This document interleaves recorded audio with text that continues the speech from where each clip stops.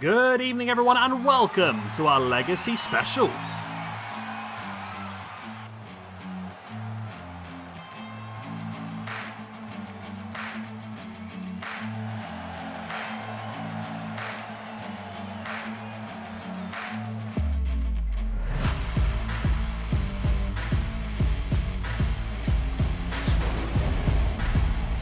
Right then, we are kicking things off here tonight with the Underground Championship. Jon Moxley defends against Yota Tsuji. Now, of course, Yota got this opportunity because he defeated Jon Moxley a couple of weeks back in the first round of the Crown of Kings tournament. He doesn't necessarily fit this style or fit this division, but when you pin the champion, you get the opportunity. It only makes sense for us to do that.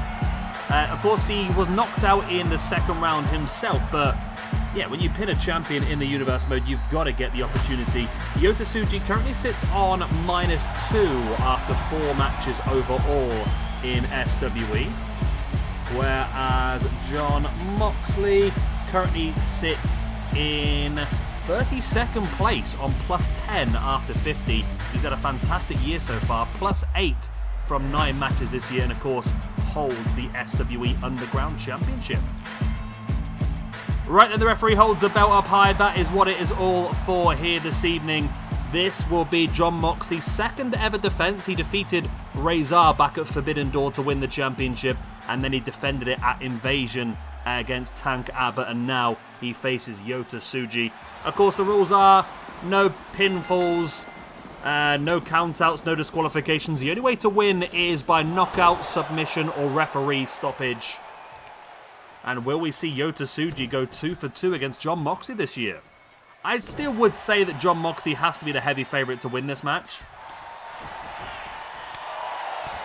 But you never know. We've seen Tsuji defeat Moxley once, why not? But this is much more in Moxley's style. In those standard one-on-one matches where Moxley is retained by the rules of wrestling, he's not as dangerous as he is when it's completely open and he can do whatever satanic crap he wants to do. Moxley now taking Tsuji up, dropping him at face first. So this is the first of 3 championship matches tonight. We will have the SWE Women's Championship on the line later on, and of course the main event of the evening, the SWE Championship. But up next, we're going to have a father and son Bloodline tag team Turmoil match. We'll have Rikishi and Solo Sikoa, Umaga and Zilla Fatu, Tama and Jacob Fatu, and Samu and Lance Anoa'i. Then we'll have Io Sky versus Charlotte for the SWE Women's Championship. We've got 6-man tag action as well as the Steiner family. Rick and Scott Steiner with Bron Breakker take on the Hennig family. Larry the Axe Hennig, Mr. Perfect Curt Hennig, and Curtis Axel. We will have a triple threat, Peter Maivia, Fritz von Erich, and Dusty Rhodes. We'll have the final of the Family Feud War Games tournament. Of course, remember, the winners of those will go on to get a tag team championship match next week at Halloween Havoc. That, of course, is the Anoa'i family, Afa, Sika, Rocky Johnson, and The Rock up against the Colon family. Carlos Colon, Carlito, Epico, and Primo.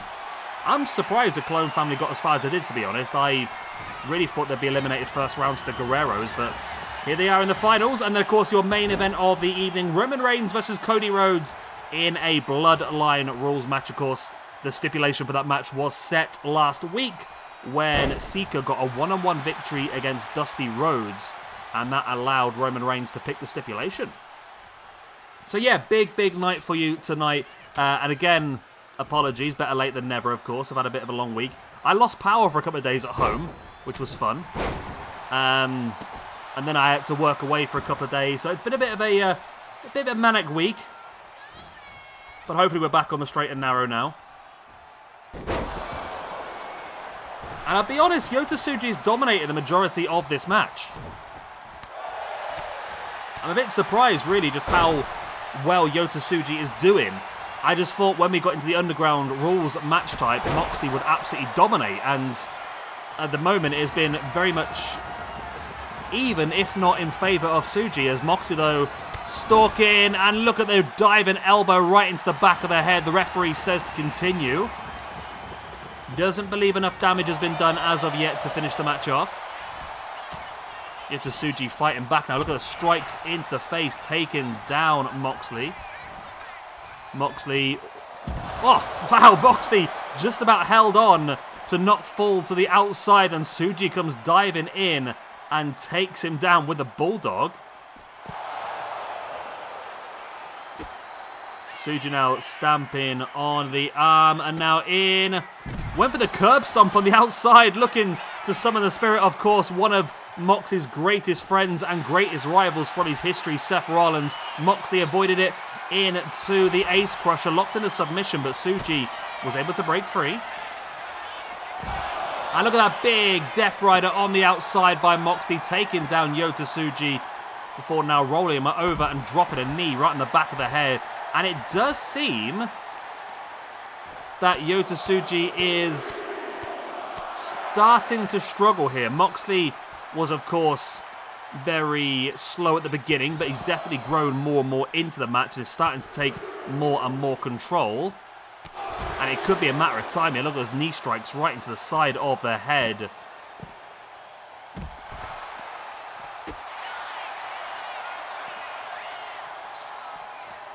Tsuji now just dumping Moxley to the ground on the outside. A knee in the face and a boot in the chest as well.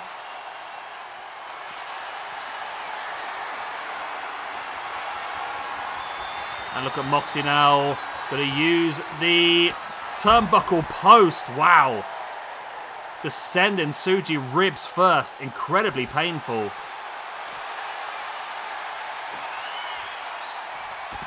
And now locking in that sleep hold, that chokehold. And look at Tsuji's eyes. He's going. No, he starts to fight back. There's the elbows.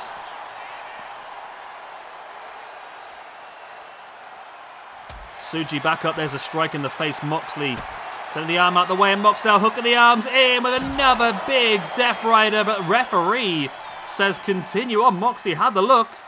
And the referee says continue on. Moxley's got no problem with that. Oh, what the hell just happened there?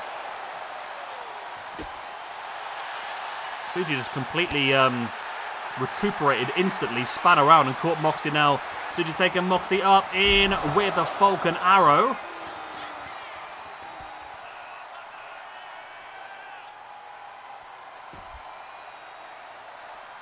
And now Yota Tsuji taking some control in this one. He just ran straight over the top of Moxley there. I've had a couple of weird moments in this match so far. Straight in to the barricade goes Jon Moxley. Now Yota Tsuji sending Moxley across. Moxley tripped over his own feet and crashes to the ground.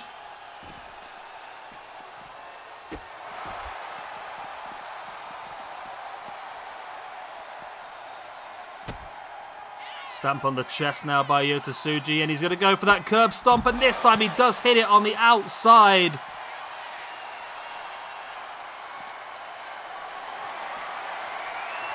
Tsuji now and Moxley up on the shoulder, dumps him back into the ring.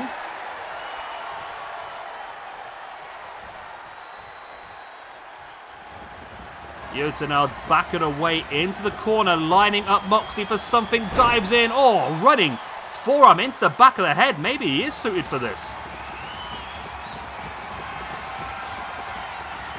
And now looking to take Moxley up.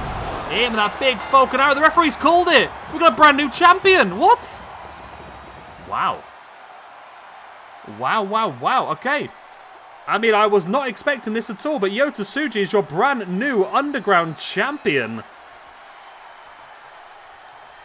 I'm shocked, I must admit. I really thought this was going to be a bit of a walk in the park for Jon Moxley here, but Yota Tsuji shows incredible ability to win the belt. I was going to put a thing in one for defenses, yeah. I might have to change some of these sheets a little bit to try and make them a bit more interesting. Maybe I'll do 3 different ones. I'll do a men's, a women's, and a tag team sheet to try and make them a bit more... So I'm looking at the spreadsheet. That's what I'm doing at the moment, by the way. Sorry. I'm just talking crap at the same time. Right, so insert note 1 from Jon Moxley at Legacy 2025. Boom. Okay. Okie dokie. Wow. So in the singles rankings now, then Jon Moxley suffers a loss, moves down to a +9 after 51 overall. But Yota Tsuji, with that win, moves up to -1 after 5, but also becomes your brand new SWE Underground Champion. Well done to him. That's 2 wins in 2 against Jon Moxley now for him. Craziness.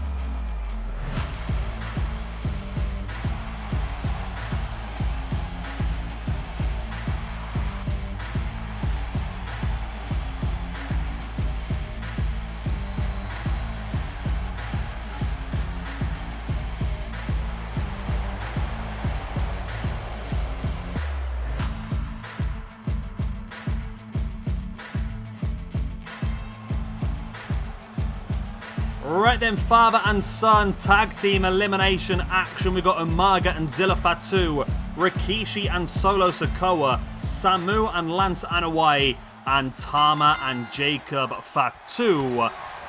This is an elimination match, so of course the last person or team standing will be the victors. And of course it's big ranking points. It's +4 for the winning team, and of course -1 for the 3 losing teams. And it's also +1 in the singles division for both the winners as well. So it's a big match. So of course Rikishi, we all know Rikishi, don't we really? And Solo Sikoa, you know who that is.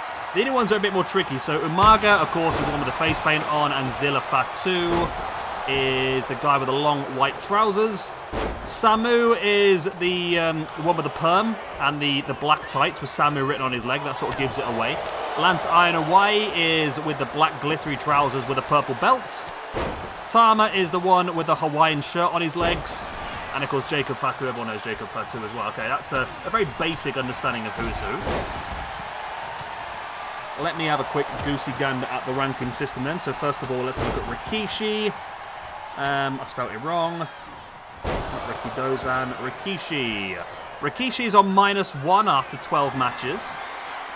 And his son, Solo Sikoa, is on +4 after 8. Not many matches for Solo Sikoa, is there? Umaga is on -2 after 11, which always shocks me, to be honest. Zilla Fatu's on +1 after 3. Samu, one half of the... What are they called? They're not the Islanders, are they? They are... Head Shrinkers? No. I can't remember now, to be honest. Samu is on -1 after 3 matches. I believe this might be Lance Anoa'i's... It is Lance Anoa'i's debut. So he's on 0 from 0 at this point in time. Lance Anoa'i, I believe, is signed for NXT. I don't know if he's actually been on TV yet or not, to be honest with you. Then we have got Tama, of course, one half of the Islanders. He's on -3 from 3, so never ever won a match in Universe mode. Samu, Tama, otherwise known as Sam Fatu or Tonga Kid. And then, of course, Jacob Fatu, he is on -3 after 19 matches in a Universe mode. So interesting. But yeah, Lance Anoa'i, let's add him onto the system so we don't end up losing him. It's not a bad core. It's not obviously the most best core ever in the world, obviously. We'll add him there, just next to Max Moon. There we go, Lance Anoa'i. So he's making his debut today. Always like to add a new person onto the ranking system. Of course, it is full scan anywhere. It is no disqualification. And it is an absolute cluster, because I'm getting confused. I've had to write down who's of who, because I'm getting confused, so God knows what you guys are up to. And of course, even the pre-match screen is really confusing. It doesn't even show the teams together for some reason. It splits them all up. So that is Tama now. The Tonga Kid was getting up on the turnbuckle, decides against it as Umaga working over Solo Sikoa's legs. Now Tama comes up behind Umaga. And I don't even know who I think the favourites for this would be, really. Maybe Rikishi and Solo, because I feel like Umaga has a really good rating, but Zilla is quite young. Samu and Lance Anoa'i, I think, are probably the weaker pair. Jacob Fatu is pretty highly rated, but Tama's not massively highly rated on this game. I feel like Rikishi and Solo, although neither of them are massively high rated, they probably are the most well balanced. But now I've said that, it's blatantly going to be Samu and Lance Anoa'i who wins, isn't it? As Lance Anoa'i going for the pin on Rikishi, got a 2 count already as well. But Solo Sikoa taking issue with that and comes running around the ring and flattens him. Pin now on the inside the ring by Tama on Umaga. There's a Samoan spike there by Solo Sikoa on Lance Anoa'i. Samu looked like he was going to try and save him, but Rikishi just took Samu out. Is Samu and Fatu the tag team partners? Samu Anoa'i. Was it Samu and Fatu as part of that tag team? He went by many names, didn't he? Wild Samoans. Nope. Samoan SWAT team. Yeah. I think it was, you know. The Samoan SWAT team, otherwise known as... Oh, they have many people, yeah. Fatu and Samu, though. Yeah, so Samu and Rikishi are actually the tag team. Samu and Fatu. Rikishi now with a pin, though, on Tama. Still only enough for a 2 count.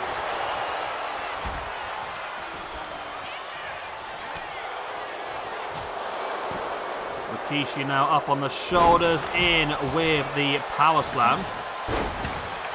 Lance Anoa'i, big takedown there on Tama. So no eliminations as of yet in this one. And of course, up next after this one, we will have the Women's Championship match. Io Sky versus Charlotte. A little break in the family rule. I mean, well, the first match, of course, wasn't really much to do with the whole sort of scheme of what we're doing here. But it made sense. We had to do it because of, obviously, Yota Tsuji defeating Moxley last week. But apart from that, of course, this one is full-on Bloodline. Next up, we've got Charlotte Flair representing the Flair family, taking on Io Sky for the Women's Championship. Looking forward to the Hennig family versus the Steiner family. Not ever used Larry the Axe Hennig before. So that should be interesting to see him make his debut in SWE. Another new name on the roster. Rikishi now with a boot in the gut of Samu, and Samu just launches him over the top. Jacob Fatu now working over Umaga. And there's the pop-up Samoan drop. Another 2 count, but still no elimination. This has been a real cluster, this one so far, hasn't it? There's lots of aggression and fighting on the outside, lots of weapons, as Zilla Fatu just rocks Rikishi with the ring steps, then throws him at the head of Jacob Fatu.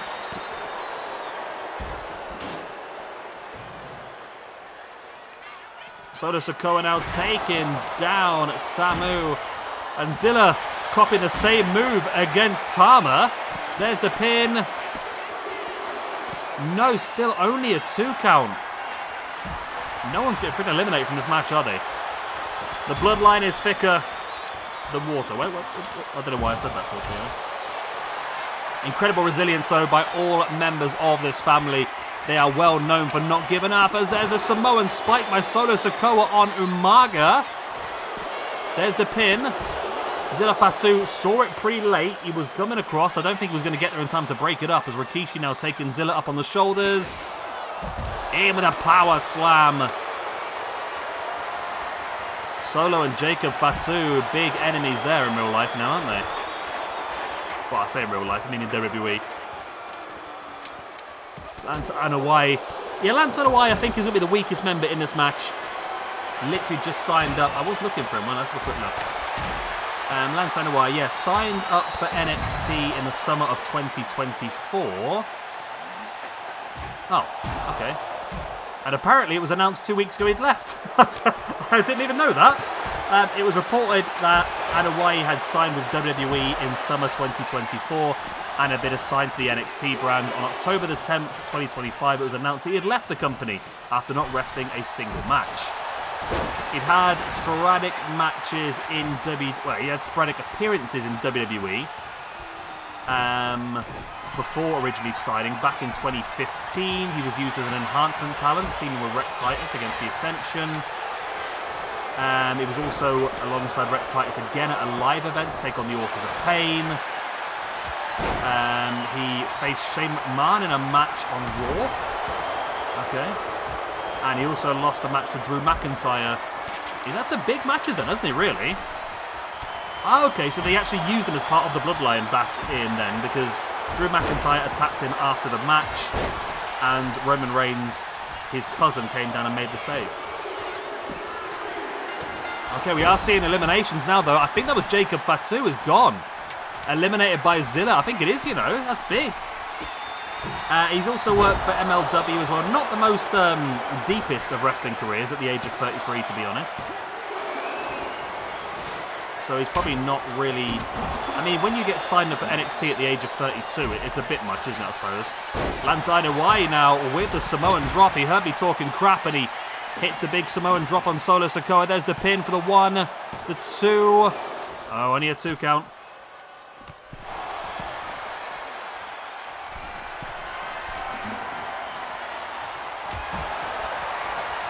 That's not right, is it? Apparently WXW is owned by AFA. What? Oh no, it's not WXW I'm thinking of. Okay, I was going to say, there's a WXW in Germany. AFA runs his own WXW company in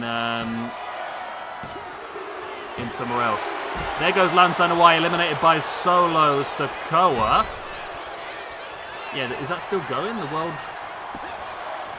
I just lost it. Where did it go? World Extreme Wrestling. It went defunct last year. Okay, it was going from 1998 through to 2024 though. It did pretty damn well for itself. As a big spike by Zilla Fatu taking down Solo Sikoa. Referee into count. Very, very slow to get there as always. There's the 1, there's the 2, and there's the 3. Solo is gone. So who do we have left then? So it looks like we have Zilla Fatu and Umaga as a pair. We have Rikishi on his own, Tama on his own, and Samu on his own. Okay. So at the moment it's looking good for Umaga and Zilla Fatu. And they would be the ones that I would prefer to win, to be honest. I think Umaga does need some points. He should be a lot higher in the ranking system than what we currently have him.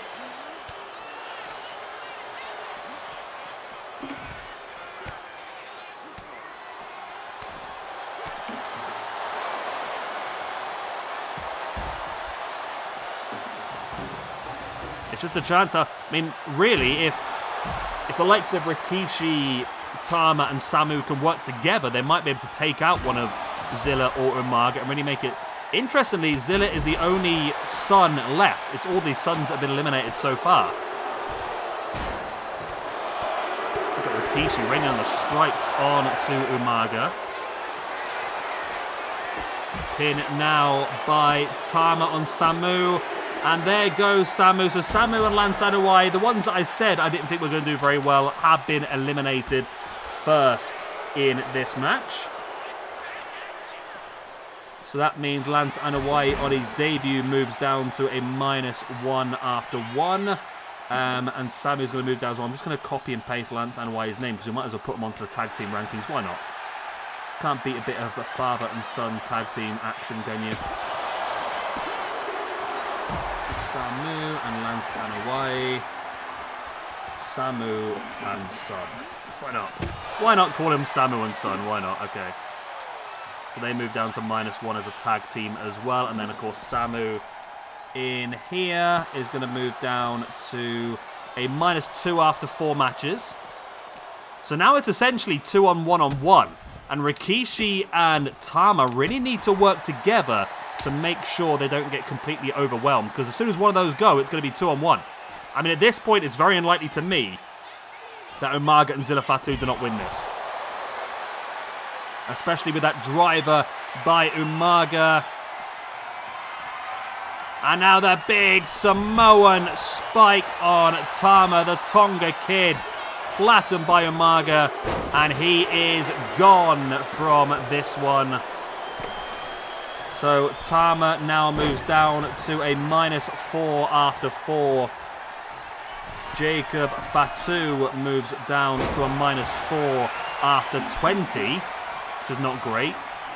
And then as a tag team, Jacob Fatu and Tonga Kid move down to -2 after 2. Well, they've got Jacob Fatu in here. I've got him in Contra Unit alongside Joseph Samuel and Mads Kruger. And I've got him again with a younger bloodline. Zilla Fatu, Jacob Fatu, and Solo Sikoa. Okay. So yeah, it's going to be a matter of time here, isn't it, really, before Umaga and Zilla finish off Rikishi at this point. There's the big Samoan drop. I've not updated the rankings yet, but I think I'm going to do it now. Why not? Let's get ahead of ourselves. Solo Sikoa and... Okay, we haven't got a tag team for Solo and Rikishi. I think we did Rikishi and one of the Usos before. Rikishi, Solo, Sikoa, Rikishi, and Son. Why not? Rikishi now with a Rikishi drive. I mean, if he can get an elimination on one of them, I just can't see it's going to be likely because Umaga's going to break this one up. So Rikishi and Son, Rikishi and Solo will drop down to a -1 after this as a tag team after one match. Solo Sikoa is going to drop down to a +3 after 9 as a singles competitor. Rikishi is going to drop down to a -2 after 13 as well as a singles competitor. I mean, I might have to redo all this. If Rikishi can pull this off, it's going to be the most impressive performance we've ever seen in one of these matches, but it's possible. There's a leg drop into the back of the arm by Zilla Fatu. Zilla now brings Rikishi back up to a seated base, runs across, looking for that senton. Rikishi moved out the way, but Umaga is there now to capture him. No, maybe not.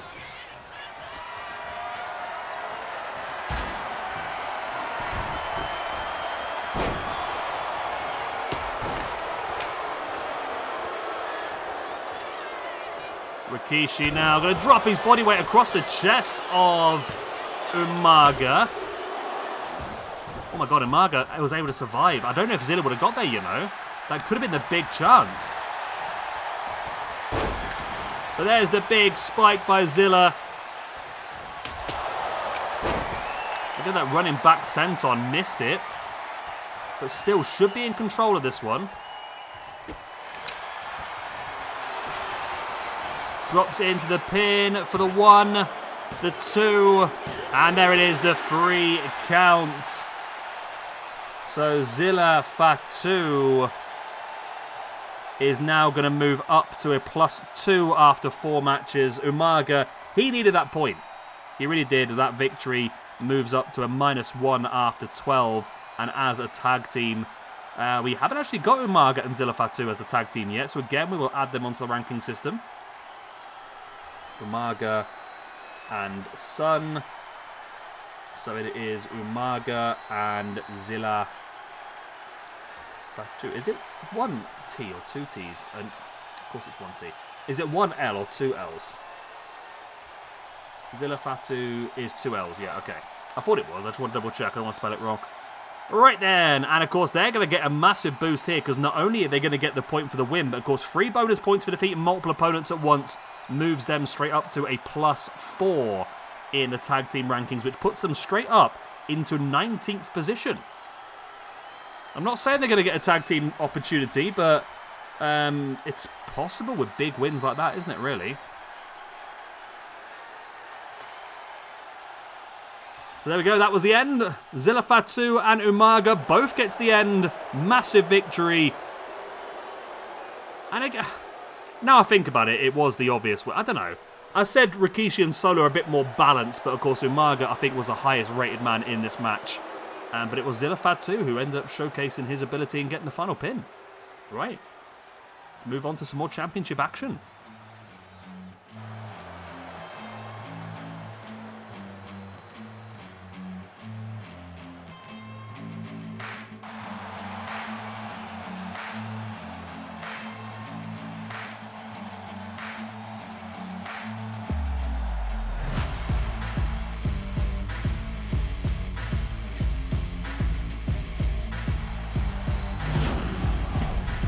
Right then, here we go. SWE Women's Championship is on the line as our current champion, Io Sky, will be defending against Charlotte Flair. Of course, Charlotte won this opportunity when she won a 10-woman gauntlet match back last week, including Natalya, Tessa Blanchard, Tamina Snuka, Tam Nakano, Miranda Gordy, Saraya, Zaya Brookside, Nia Jax, and Hana Kimura.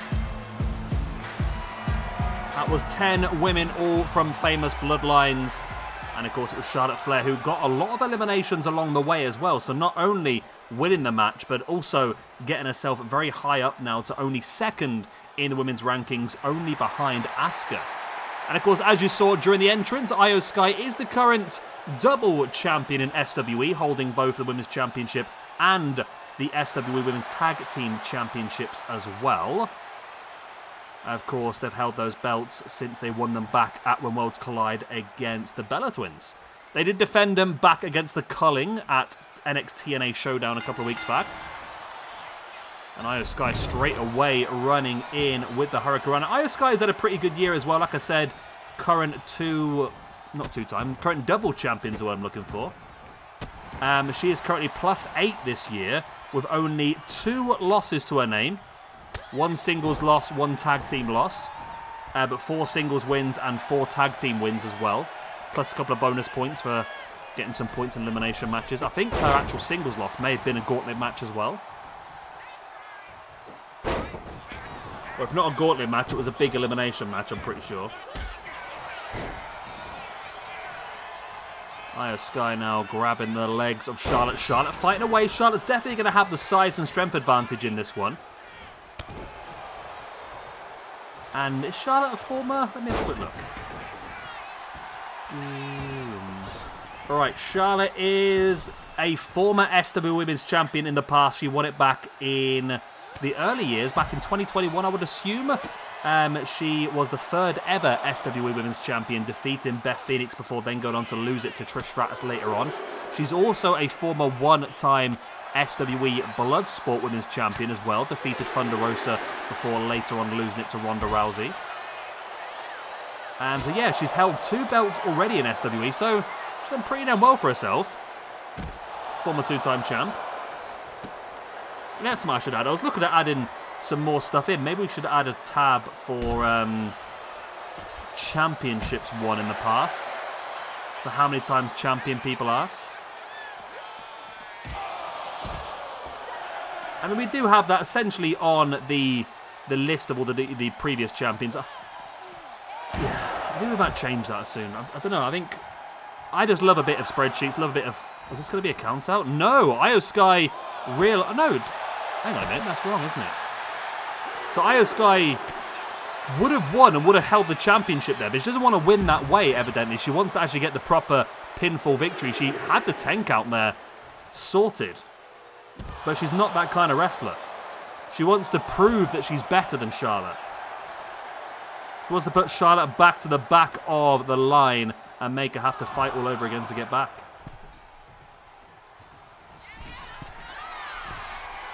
Charlotte now, mate. Charlotte, that's a hell of a jump if you're going to go for it. I was going to say, that's a mile away, that was. Nice knees there, right into the chest by Io Sky and Charlotte. They need to get back in the ring here. This is getting iffy.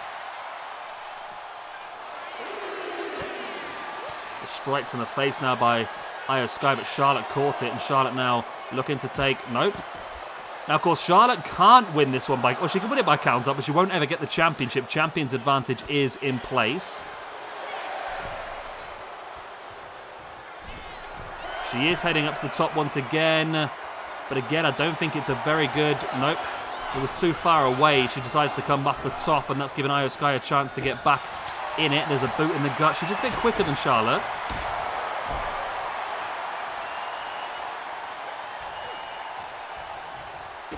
Charlotte now with a boot into the gut. And now looking for that natural selection on Io Sky. Charlotte drops into the pin. Only a 2 count though.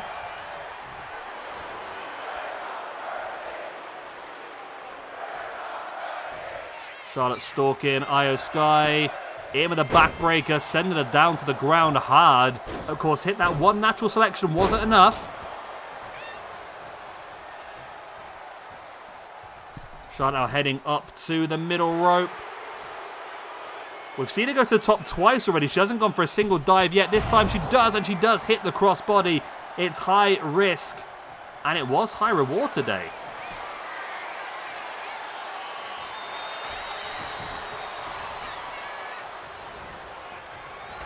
Charlotte then in with a spear, taking down Io Sky. Charlotte's looking bloody good here, you know.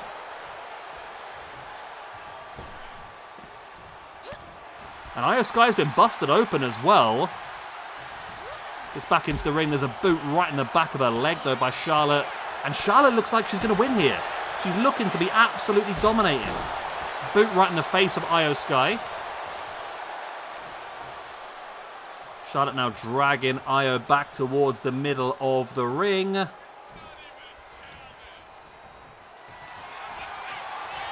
And looking to hook those legs in with the figure 4, which turns into the figure 8 leg lock. But Io Sky able to break it. Look at that running somersault as well. There's the pin by the 1, the 2, and no, it's still only a 2 count.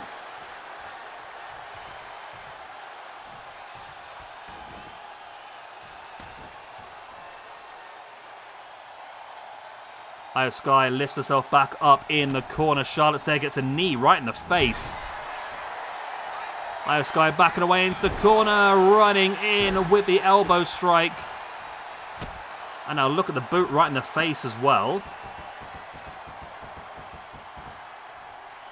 And a big double knee strike right into the chest.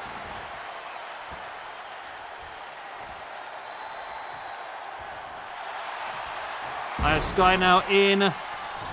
And locks in the submission hold on Charlotte. But Charlotte able to break free with the elbows. Right into the face. Charlotte now willing Io Sky back up to her feet. She's going to go for another... No, I thought she might be going for another natural selection. But in for the spear. It's a big one. She did get the 2 count earlier on. This could be enough for the full-on 3. Oh, it's only a 2. Wow.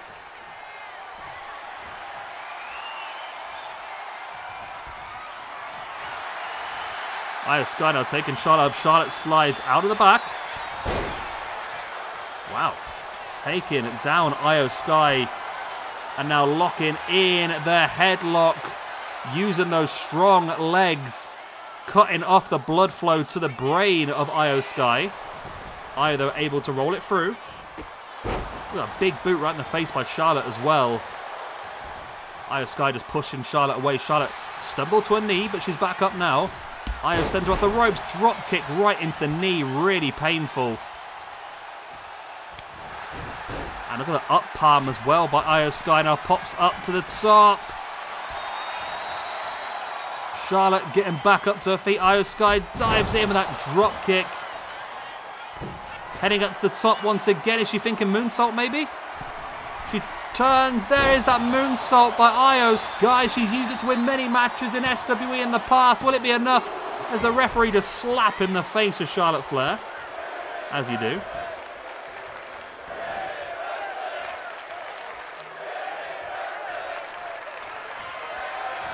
Io now taking Charlotte up onto the top. What's she thinking here?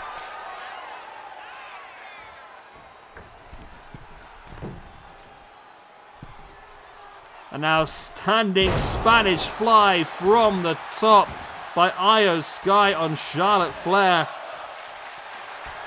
She hasn't gone for the pin though. She's going to continue the offense. Bring Charlotte back up. Flatliner in to the Koji clutch submission hold. And Charlotte taps. There we go. Charlotte taps. Io Sky retains the championship and continues her reign of dominance here in the women's division. That is her 3rd successful defense. Defeated Charlotte Flair at Legacy 2025.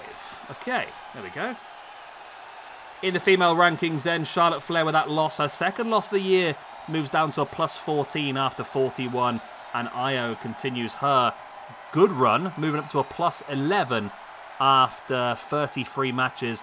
That now puts her up into 5th position, which is joint 4th alongside China. It's where she belongs, Io Sky. She belongs much higher in the ranking system. It's taken a while to get her there. She's plus 9 for this year now. And it has been a very good year for some of the WWE women. I mean, Charlotte's plus 7, Io Sky is plus 9, Rhea Ripley's plus 7, Stephanie McCour's up plus 6 as well. And the women's rankings is finally starting to take shape to the way that we believe it should be. The cream is finally rising to the top, if you will. I know I keep going on about it, but you got to, wouldn't you? There was that big standing Spanish fly. I thought that might have been enough to get the victory alone, to be honest with you, but it wasn't. Charlotte tapped out after the flatliner into the submission, the Koji clutch. And there it is, once again, Io Sky is able to hold that Women's Championship high above her head and walk out of here as the champion still. I think next week we might defend the Women's Tag Team Championships, I think.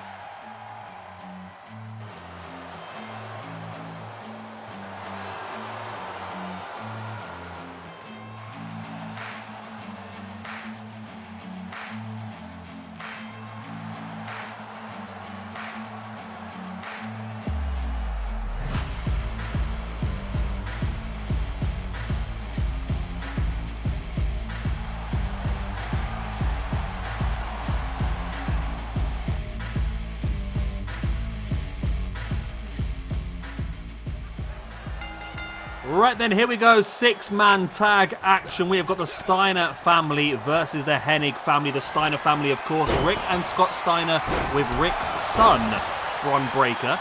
And we have the Hennig family, 3 generations of the Hennig family, actually. We've got the debut of Larry the Axe Hennig. He is the guy with the black long tights with the green stripe up the side. We have got Mr. Perfect Curt Hennig, which is Larry's son. And then we've got Curtis Axel, which, of course, is Mr. Perfect's son. And of course, Curtis Axel, I'm sure a lot of you knew this already, but he got his ring name by combining his father and his grandfather's ring names themselves. Of course, Curtis Axel, Curtis from his father Curt, and Axel from his grandfather Larry the Axe. There you go. Maybe somebody learned something, I don't know. Let's check the ranking system. The Steiners are fantastic on our ranking system, aren't they? They've just been so dominant. Scott Steiner is in 33rd position, which is the lowest out of all 3 of the Steiners. He is on plus 10 after 23. Rick Steiner is in 26th. He is on plus 13 after 29. And Bron Breakker is up in 15th on plus 17 after 30. He's been outstanding, hasn't he, really? As a tag team, then, the Steiners themselves, the Steiner brothers, are 3rd in the tag team rankings on plus 11 after 16. A win here, by the way, for the Steiners would put Rick and Scott Steiner, the Steiner brothers, top of the tag team rankings of all time. And also we have Rick Steiner and his son Bron Breakker as a tag team. We use them quite a lot as the father and son tag team tournament winners back in 2021. They also went on after that to win the tag team championships as well. They're on plus 8 after 10. The Perfect Generations then, they have had 4 matches as a tag team. That, of course, was always just Curt Hennig and Curtis Axel. They were all back in 2021 and they're currently sitting on 0 points after those 4s. We have added in Larry the Axe Hennig into that now to sort of freebird it as a trio. If we ever want to do Larry the Axe and Mr. Perfect instead, we can do. Into the singles rankings for them, Mr. Perfect Curt Hennig is on -1 after 9. Larry the Axe Hennig, of course, making his debut, 0 from 0. And Curtis Axel is on 0 for 4. So Curtis Axel has only ever wrestled as part of this tag team. We've never seen him in anything else solo, which is interesting. I think I do have him planned in for one show if we ever get round to it, which is the Heyman guys versus the Don Callis family. Of course, Curtis Axel was briefly managed by Paul Heyman in a weird thing now you think about it, isn't it, really? So this is standard 6-man tag rules, though, by the way. So first pinfall or submission inside the ring will be the victor. It is no disqualifications, it's no count-up, because that's the way the game likes to do tornado matches. You can't change it for some reason. No idea why, but you can't change it. I was looking at Larry the Axe, actually. I've not really know much about him. Obviously, I knew his name, and he was the father of Curt Hennig and that sort of stuff. But looking into him, he had a pretty successful career, including being a 4-time tag team champion, 3 times in AWA and 1 time in NWA, alongside Harley Race, which is quite impressive. Harley Race, of course, is on the game. We haven't really used a lot of him, so at least we've got that as something we can potentially fall back onto at some point. They're also part of the Professional Wrestling Hall of Fame as a tag team as well, so they're obviously quite a long-standing tag team. Larry the Axe himself doesn't look like he actually... No, I don't think Larry the Axe ever won a singles championship. It was always tag team. Alongside the likes of Lars Anderson, Duke Hoffman, Harley Race, of course, like I said. Blackjack Mulligan as well. And also one-time tag team champion alongside his son, Curt Hennig. Back in NWA Pacific Northwest.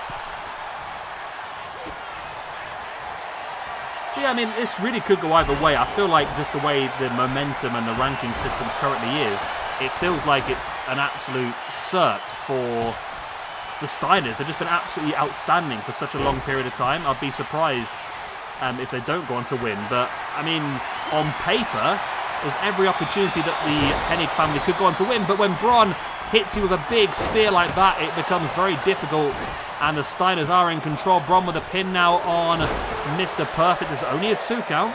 Scott Steiner flattened Curtis Axel. I feel like, actually no, I think on paper the Steiners are probably stronger as well, aren't they, really? I mean, the Steiner brothers as a tag team are incredible. Bron Breakker as a singles competitor is amazing, and is going to be an absolute future superstar for WWE for many, many years to come. So yeah, I think on paper, I mean, the Hennig family, you've got Mr. Perfect, Curt Hennig, but apart from that, I mean, Larry the Axe, predominantly a tag team wrestler by the looks of it. Curtis Axel never really took off. I mean, what's he up to now? I don't think he's wrestling anymore, is he? Because he just seems to have disappeared off the face of the earth. Is he in something else? He's on the independent scene, apparently. Okay, so he was doing backstage work in WWE up until recently. In April 2022, Hennig was rehired as a producer. He was seen as part of the security team breaking up a brawl between Cody and Seth. On May 2025, Hennig returned to the independent scene in Midwest All-Star Wrestling, teaming up with Cal Bloom. Cal Bloom is Von Wagner, the son of... Was it Albert, isn't it? I can't remember now. There's the victory, by the way. Yeah, so he is out and about. He's back on the independent scene by the looks of it. But big win there for the Steiners. As I said, they were always going to win, weren't they? I know I started off by saying it was going to be even on paper, but the more I thought about it, the more it was obvious it was going to be the Steiners. So Curtis Axel moves down to a -1 after 5. Larry the Axe Hennig on his debut moves down to a -1 after 1, and Mr. Perfect Curt Hennig moves down to a -2 after 10. He should be higher than that. He should be definitely in the top 100 of wrestlers of all time. Mr. Perfect Curt Hennig, incredible, incredible talent. And then we have the Steiners, who just keep on winning and winning and winning. Rick Steiner moves up to a +14 after 30. Scott Steiner moves up to a +11 after 24. And Bron Breakker, with that win, moves up to a +18 after 31, which now moves him up into, is that 11th position?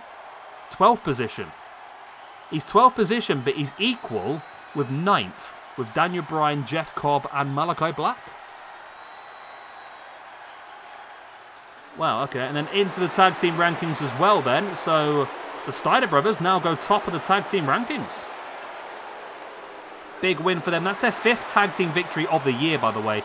They move up to +12 after 17. Rick and Scott Steiner, as the Steiner father and son tag team, move up to a +9 after 11. But the Perfect Generations will be dropping down to a -1 after 5 matches. Well, there we go. Let's move on.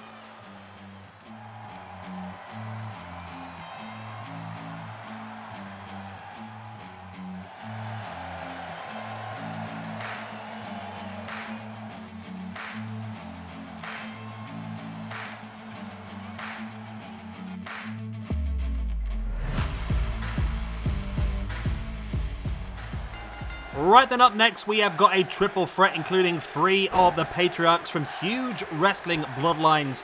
We have got Dusty Rhodes, of course, the father of Dustin and Cody Rhodes. We have got Fritz Von Erich, who is the father of Kerry, Kevin, and the others. I can't remember his name. David. Oh, I forgot all the names now. That's the main ones, anyway. And then we have got the High Chief Peter Maivia, the grandfather of The Rock, I think. Let me just check that. I'm sure he's the grandfather of The Rock. He is Rocky Johnson's father. Yes, grandchild Dwayne Johnson. There we go. Into our ranking system then, which for some reason is completely frozen. There we go. First of all, we have got Peter Maivia. He has made 1 appearance so far this year, and he currently is on 0. So I think he lost the match, but he got 1 elimination in that match. It may have been part of our fresh meat. I think it might have been, that big gauntlet match we did involving 30 brand new people that had not been seen before in SWE. Also, then we have got Fritz Von Erich, who, in my opinion, should have been part of the War Games here tonight, but the Von Erichs, who were, in my opinion, the favourites to go on and win the Family Feud tournament, did not do very well in the end, did they? Fritz is currently on 0 after 4 matches.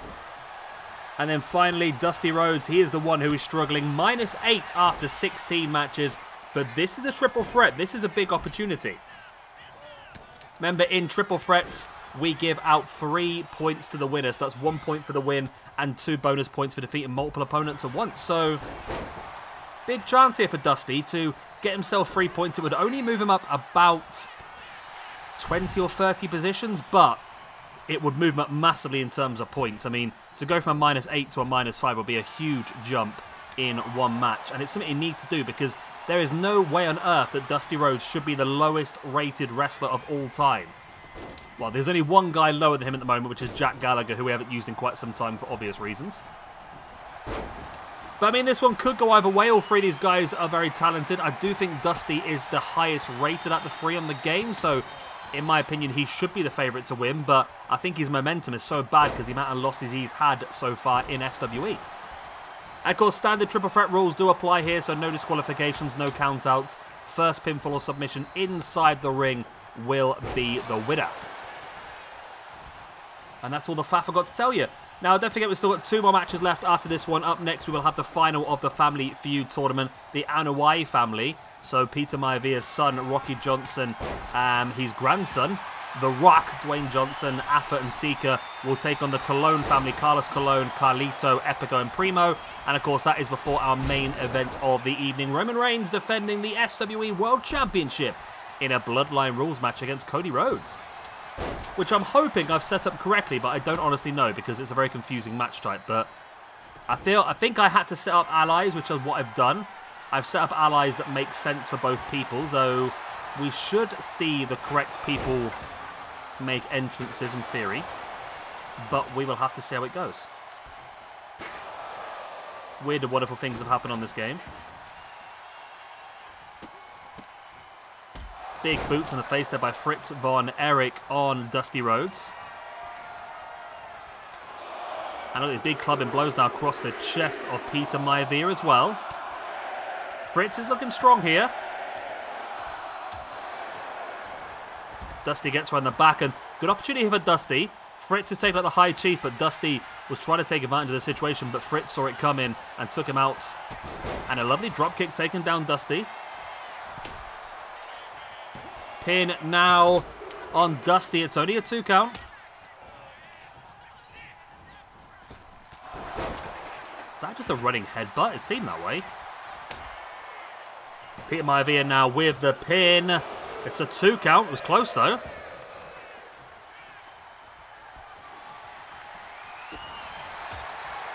The strikes by Peter Maivia now taking Fritz up onto the shoulder and drops him in with the power slam.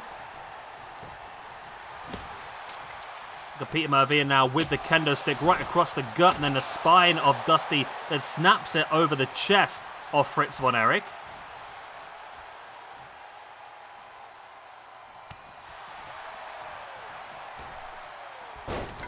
Yeah, Maivia now just bringing Fritz back in the hard way over the top. Into the corner, Maivia now spins, focusing on Dusty. Sending Dusty into the other corner. And instead of taking advantage of the situation, he's going to the outside to grab himself some toys. There's a sledgehammer right into the gut and then looking to send one to the back of his head as well. But Fritz was looking for the claw there, I think.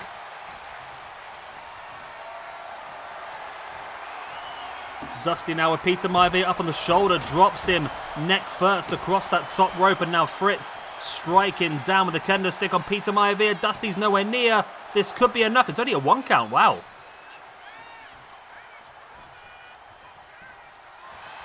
And Fritz has the claw locked in on High Chief Peter Maivia. But Dusty's there to break it up. Now Fritz going after Dusty as well. I mean, Fritz might have had the match won there and then, you know. Strike low there by Peter Maivia. Now taking Fritz up. In. Oh, lovely. Into that backbreaker. There's the pin. Not even a 1 count. Dusty was there just in time. And of course, we probably will see Dusty again later on tonight in that Bloodline rules match. There's not many people I can think that Cody will call in. Dusty and Dustin will probably be 2 of them. Oh, Peter Maivia there with a 2 count. Dusty would be a lot happier if he had a win under his belt before he made that entrance. The headbutt there by Maivia. But Fritz completely no-sells. He's straight back up. And Maivia catching him once again with a strike in the gut. Taking Fritz up. On the shoulder, drops him neck first across the top rope. And takes him down with a headlock. Interesting tattoos by Peter Maivia. Not seen many people have the tattoos where he has them, to be honest. Of course, a lot of the rest of the Bloodline have the tattoos on their arms and their shoulders. Having them on his upper legs and his chest, and not his chest, his gut is a bit weird. But whatever floats his boat, I suppose. Maivia now dropping out to the outside, has himself a steel chair. Fritz is back in action, takes the chair away from the High Chief. Fritz now with a headlock, striking it in the face. Dusty now looking to gorilla press Fritz. Fritz able to break free and in with a Fez press, taking down Dusty. Maivia gets caught though. He ran straight into the Iron Claw by Fritz von Erich. No, I thought the referee was calling for the bell there, but no. It looks like the High Chief's been able to break free from the Iron Claw. And is spinning into that backbreaker once in. He likes that maneuver, doesn't he? There's the pin. Dusty is going to get there to break it up. There's the elbow right into the face. And look at Dusty now just raining down the strikes and the forearm right across the face of Fritz. And Dusty now taking Fritz up in with the scoop slam. Dropping the elbow as well. Maivia's back up, but he comes straight into bionic elbows right into the back of the head. And this is Dusty's chance now. He is feeling it, taking both his opponents down. He turns his back on Fritz von Erich though. Maybe not the wisest thing in the world to do. Ooh, only a 2 count. Fritz von Erich now with the headlock. Sending Maivia off the ropes in with that drop kick.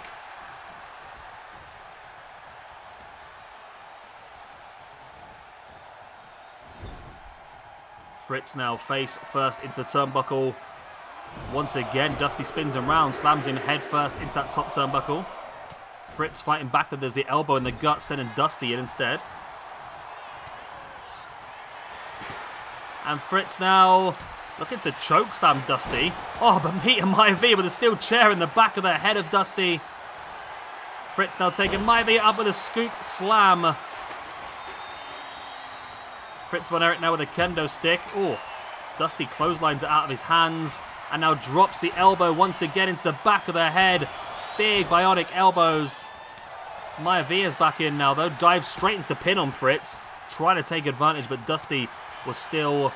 He still had some wherewithal to get back into this one. Dusty now looking for the kendo stick in the guts. Oh, right across the chest of the High Chief. Now going after Fritz von Erich. I think Dusty's moveset might be a problem. He's finishing maneuver, those elbows just take so long. Especially a triple threat match is difficult to have enough time to get the pinfall victory. There's a knee in the face. Running bulldog there by Fritz von Erich, taking down Maivia. Von Erich now spins Dusty round. There's the clubbing blows against the chest of Dusty Rhodes. It's already crimson. Fritz just flops in the middle of the ring as Maivia just took him out from behind. There's the headbutt as well.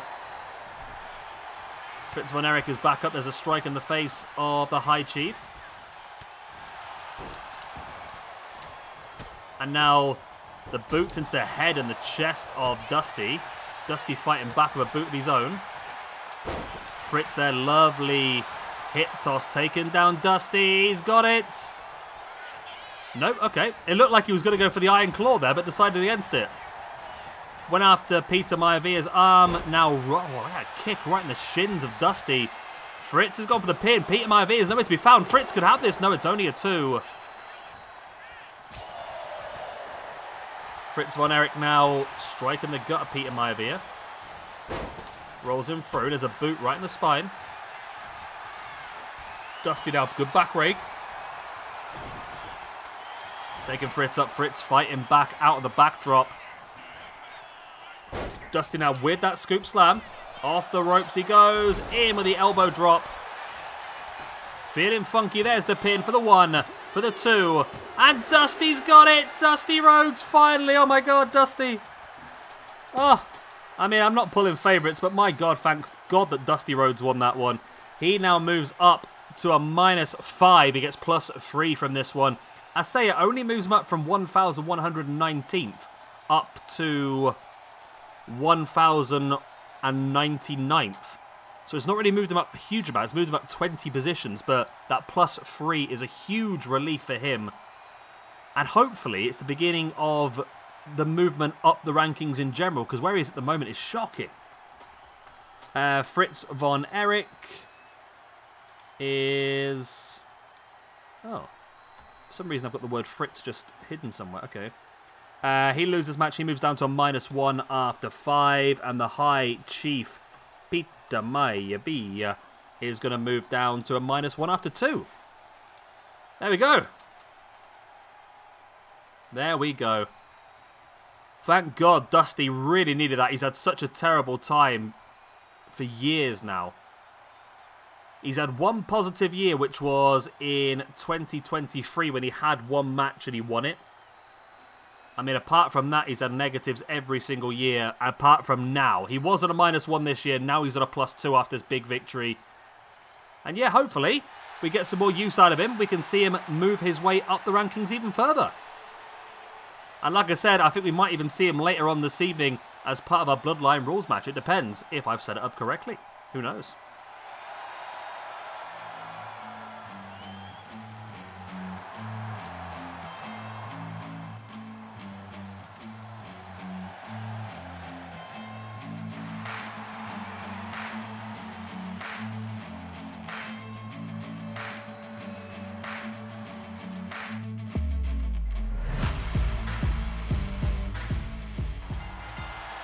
And here we go then, the finals of the Family Feud tournament. This is the Anoa'i family up against the Cologne. So Anoa'i family first, we've got Afa in the ring, in the cage. We've got his tag team partner Sikoa, Rocky Johnson and The Rock. And for the Cologne family, we're kicking things off with Eddie Cologne in the ring. We have got Orlando, Carlito and Carlos up in the cage. I don't know who has the advantage, however, it's normally always the team in the left cage for some reason, so I'm going to assume that the Colognes have got the advantage in this one. Let's have a look at the ranking system then. So Afa is on +4 from 10 matches. Sikoa is on +5 from 13. Rocky Johnson's on +3 from 7. And The Rock is on +12 from 38. When it comes to the Colognes, we have got Eddie Cologne, who is on -3 after 7. Of course, Eddie Cologne was previously known as Primo. We have got Orlando Colon, previously known as Epico, is on 0 after 7 matches. We've got Carlito. He is on +2 after 4 matches. And then finally we have got Carlos Colon, who is on +2 after 2 matches, which of course were just the 2 matches we've had so far in this tournament. Right, so this will be the entrance then of a Colon member, me guess. It is indeed, it is Orlando. It is Eddie's brother, so both Epico and Primo will be in the ring to 2-on-1 Afa in this situation. Remember, the winner of this match will not only get themselves some ranking points and obviously go on the record as the first ever winner of the family feud, but they will also be guaranteed an opportunity at the SWE Tag Team Championships next week at our Halloween Havoc pay-per-view against the current champions, who I believe is the Dudley Boys. It is, yes, okay.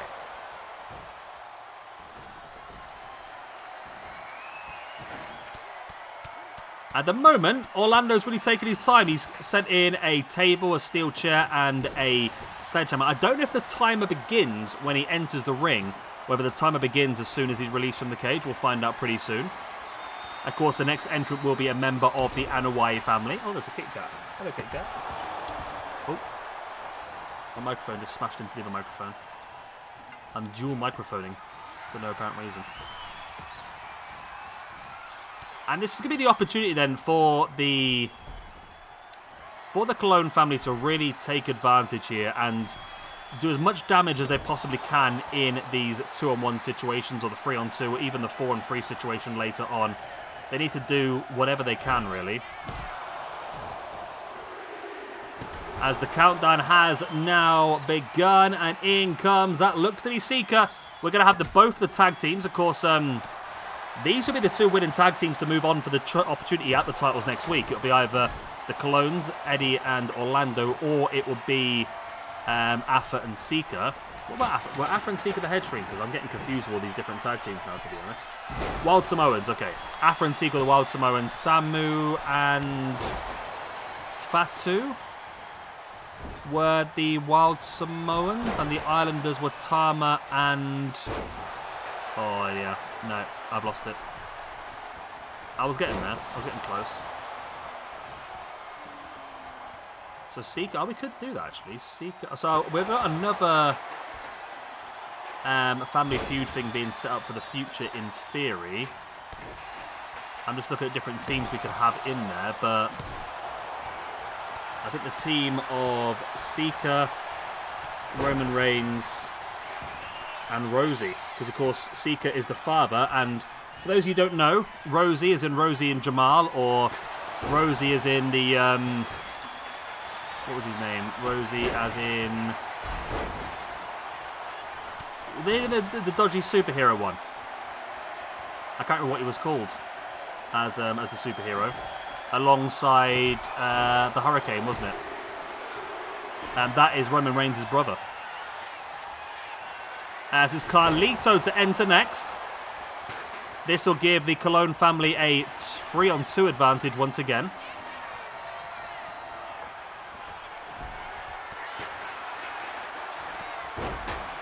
And they really need it at this point in time, because the Wild Samoans are definitely taking some control in this match. There's the pop-up looking for the Samoan drop. So I did write down. So Eddie Colon is the one who has the big red elbow pad on. Orlando is the one who does not have the red elbow pad. When it comes to Afa and Sika, though, I've forgotten which one's which. I think Sika is the one... I'm not sure. I'm trying to get a look at the face. It's difficult because they've both got the same... The only difference is they've got the white ankle pad.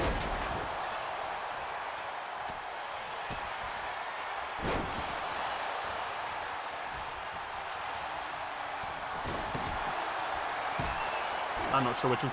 I see when the Colones accidentally just hit his... that was Orlando accidentally hitting Eddie in the gut with a sledgehammer. Carlito absolutely wiping out. I think that's Sika in the... I don't know. I honestly don't know anymore. Let's just ignore it and hope it goes away. This will be another member of the Anoa'i family then. Either Rocky Johnson or The Rock. It's going to be Rocky Johnson. Okay. So The Rock and Carlos Colon will be the final people to enter.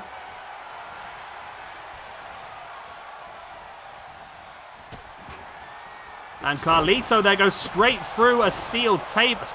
What, my brain's gone dead again, you know. Every now and again, my brain just completely goes to mush. I don't know what happens to me. It just completely goes. Yeah, Carlos went through... Carlos. I tell you, I've just gone to complete mush. Carlito went through a table with the spine buster. There we go.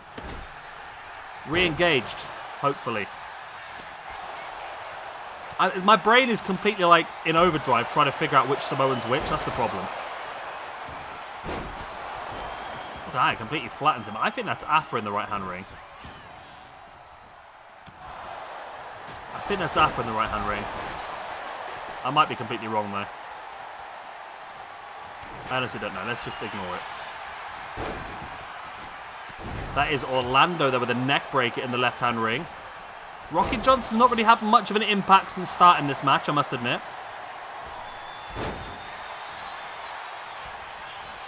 Saying that, nice arm drag takedown.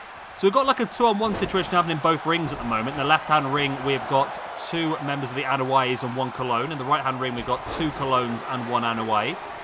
The countdown is on, and in comes Carlos Colon, the 4th and final member of the Cologne family.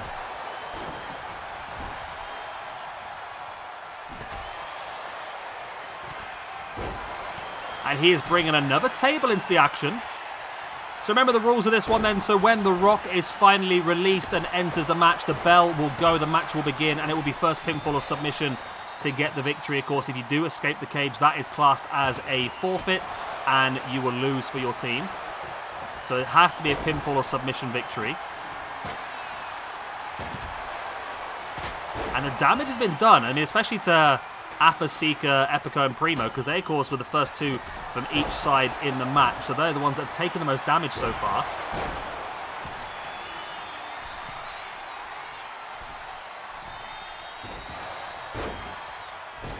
Nice takedown there by Rocky Johnson, in with a big splash as well. Popped up into the Samoan drop as well by... No idea still. I have no idea which one's which. I need to write that down. I've got little notes written down on my desk for who. So I know who entered first. We had Afa in the match first and Sika entered second, but I don't know which way round they are now. That's the problem. Right, anyway, it does not matter. The countdown is on. The Rock is released. As soon as he enters the main match, the bell will go. The match will begin. At this point in time, the Colognes are in a very strong position. They've had a man advantage for the majority of this match. But they don't have The Rock, who has not bothered getting any weapons, nothing like that. He's come straight into the match. The bell has now gone. First of all, The Rock working over Carlos Colon. Now getting taken up on the shoulders of Orlando.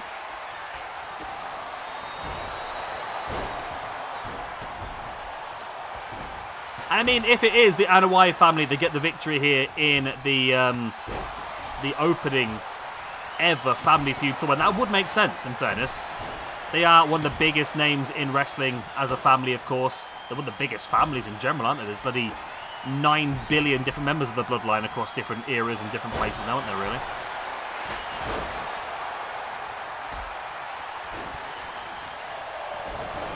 It's a sort of mix at the moment. It does look like the Bloodline or the Anoa'i family do have control in the right-hand ring. In the left-hand ring, it's more the Colognes, as Carlos now sending The Rock into the table. Is he going to suplex him through it?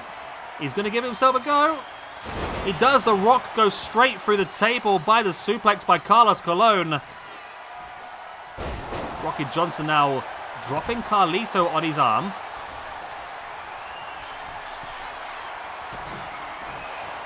Orlando now, big double arm into the gutbuster. Rocky Johnson dropping his body weight across the gut of Eddie Colon. The Rock trying to get some control back in the left-hand ring. There's a belly-to-belly slam. Carlito now in with a backstabber on one of the Wild Samoans. Rocky Johnson is there, ready to take him down. I mean, it literally could happen in any of the 2 rings, taking Rocky Johnson. But then he took a sledgehammer right into the spine. And there's the pin now by Rocky Johnson on Eddie Colon. It was only a 2 count.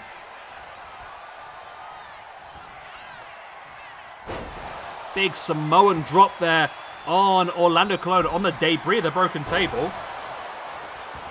Rocky Johnson now with the Boston Crab on Orlando Colon. I can't see it. That is Sika, isn't it? It was a tap. I was going to say, the camera cut away to show us the Wild Samoan on the top rope, but Rocky Johnson just got the submission victory. I'm 100% sure. I'm going to start marking it. I'm 99% sure that Rocky Johnson just got the victory there with that Boston Crab. So Carlos Colon suffers his first ever loss, and SW moves down to a +1 after 3. Carlito, with that loss, is going to move down to a +1 after 5. And the two Colognes, Orlando / Epico, moves down to a -1 after 8. Eddie Colon / Primo moves down to a -4 after 8. But then on the flip side, we have got Afa. With that win, moves up to a +5 after 11. We have got Sika. After that win, moves up to a +5 after 13. We have got Rocky Johnson. This was the point. We were looking at this. And at the same time, I believe Rocky Johnson just got the victory. He did. Okay. It's just really bad camera work, wasn't it, really? Rocky Johnson then moves up to a +4 after 8. And The Rock gets himself the victory. He moves up to a +13 after 39. Into the tag division as well. The Rock and Rocky Johnson as the Anoa'i family move up to a +5 after 7. Afa and Sika of the Wild Samoans move up to a +7 after 12. And the Wild Samoans will be getting the opportunity at the SWE Tag Team Championships next week against the Dudley Boys at Halloween Havoc.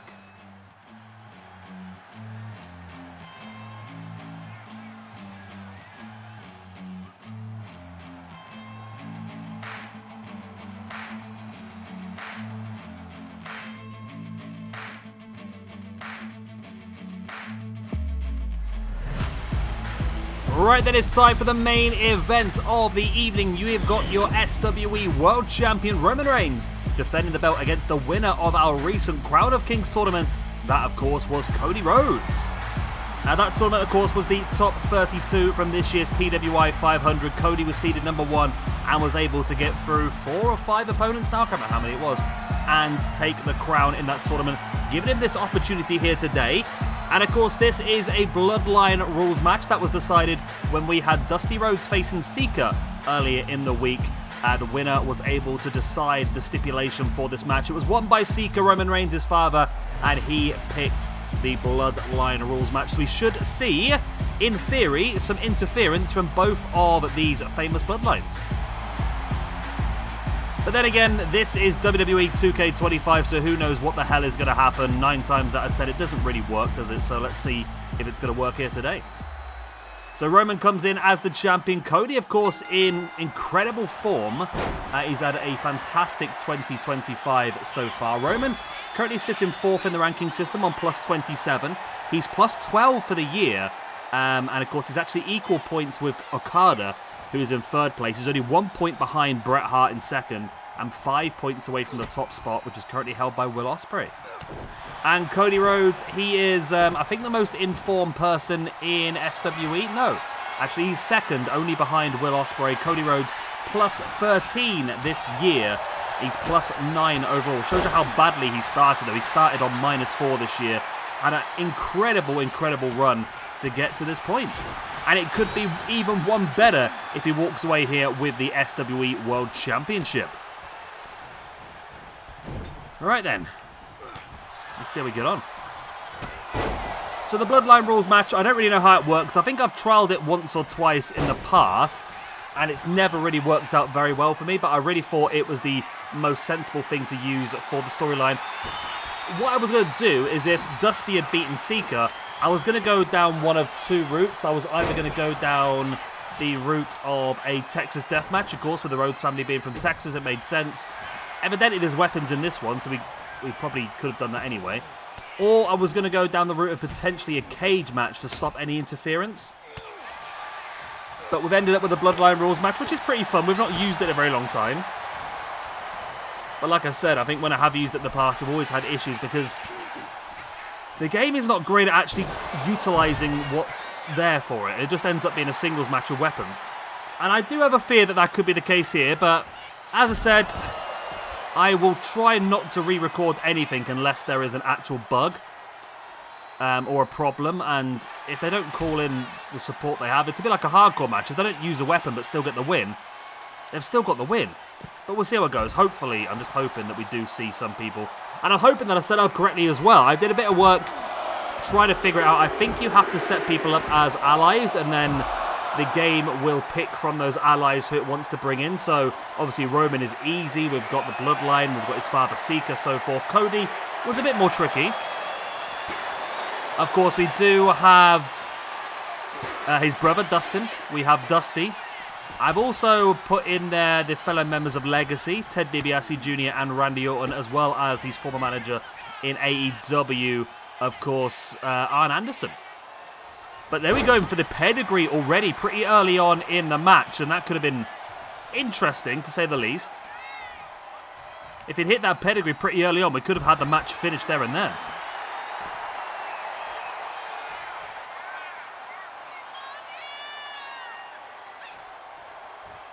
Cody now looking to head up to the top rope. What is the plan here? It's going to be dangerous nonetheless. Dives in with a cross body, taking down the grounded Roman Reigns.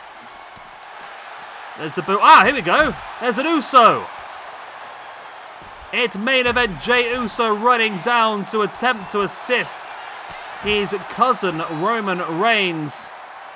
Didn't do a very good job because Cody just caught him pretty quickly. And there's Uso now just chopping away at the knee of Cody.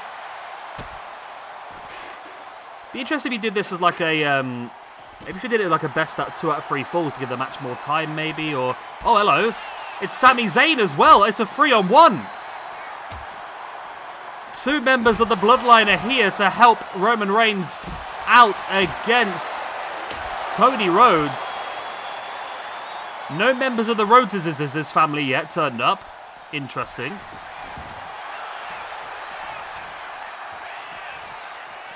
And Jey Uso is leaving. Of course, you only get a limited amount of time that you're allowed to be involved in the match. So Jey Uso now has to leave.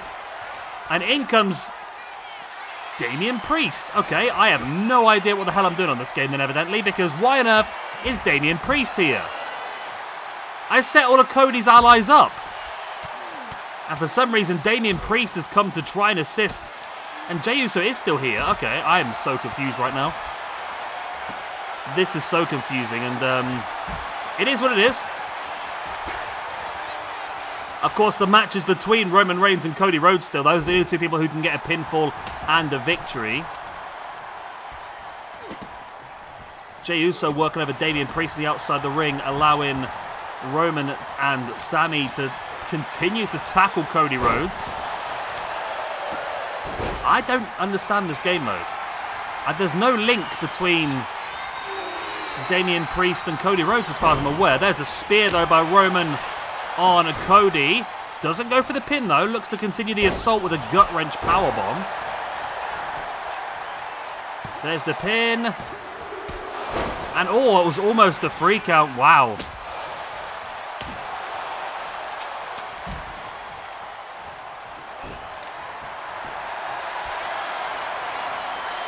Sami Zayn now stalking. Yeah, Damian Priest had absolutely no impact on this match at all. Oh, Superman punch. Jey Uso went for the Uso splash. Cody was able to avoid it, got straight back up, and here comes Sikoa. Sikoa is in the... What? What is wrong with this freaking game? That's Alpha. Alpha's just turned up and started attacking Roman Reigns. I am so freaking confused right now. Is it randomised who turns up? Because that... If they randomised the one per... Well, not the one person doesn't make any sense, but they randomised one of the people that doesn't make any sense in this match at all. I am so freaking confused right now. Cody now reverse suplex on Roman Reigns. This is absolutely manic. I don't think we're going to see any more Bloodline members here now. We've got 3... No, we've got 2, haven't we? We've got 2 Bloodline. Is that freaking New Jack? What the fuck is going on? What the fuck is going on? Well, Roman Reigns, I think, just won the match, but why Afa and New Jack turned up to try and stop it, I've got no idea. Oh my god, 2K, you never ever fail. You never fail to disappoint, do you? Oh my word. So, Damian Priest, Afa, and New Jack, the obviously 3 of Cody Rhodes' best friends in wrestling, as very well known, tried to come out to help him, but it was I don't know what to say. I really don't.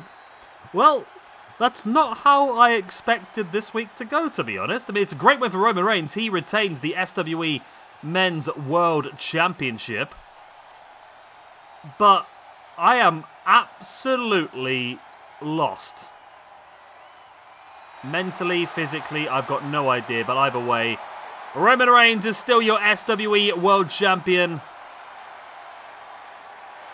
Obviously, the bloodline is thicker than whatever the hell Cody Rhodes had today. I mean, when you're calling New Jack in for support, that's an interesting situation, I must admit. Anyway, I hope you have enjoyed. Of course, if you have, hit the like, subscribe, all the good stuff, and I will see you again. Next week is Halloween Havoc. We're kicking things off tomorrow. I'll see you all there. Bye-bye.